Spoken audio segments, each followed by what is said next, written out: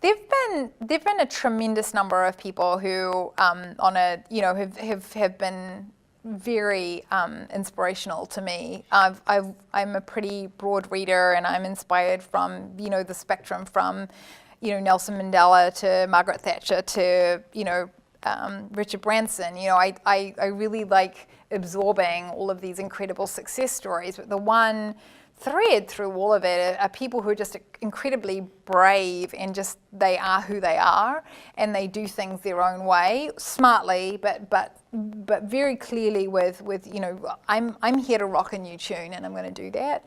And so I always feel really embarrassed to actually admit that I think the biggest role model I've ever had has been Madonna, and that's usually how I answer that question. But it's very much because she was a very, as a female, like, she was very brave. She just owned who she was. She didn't give too much of a shit about what anybody else said.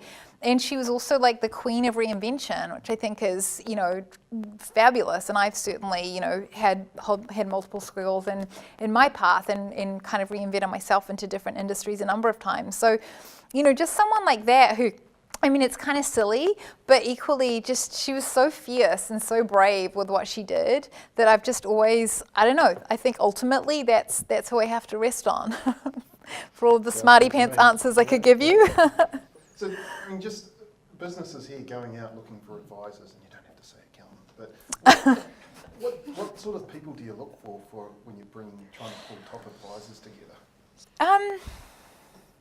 Well, I think, number one is they have to have a specialty around what you're looking at. So if you're a New Zealand company and you know that switching to the US is in your future, you need to go to somebody who has, depth in that. There's no point going to a patent attorney in New Zealand if actually what you're planning to do is have a US, US-led patent strategy, or frankly a US-led company in a couple of years. You want to be thinking forward about that. So I think first up is really make sure that the person you're going to has a really strong specialty and can grow with you and take you where you need to be, and frankly give you the advice on the front end that you're going to need to execute in a couple of years is tremendously important. But I also think there's a level of caring and generosity that you need to look at in an advisor as well. I know that personally when I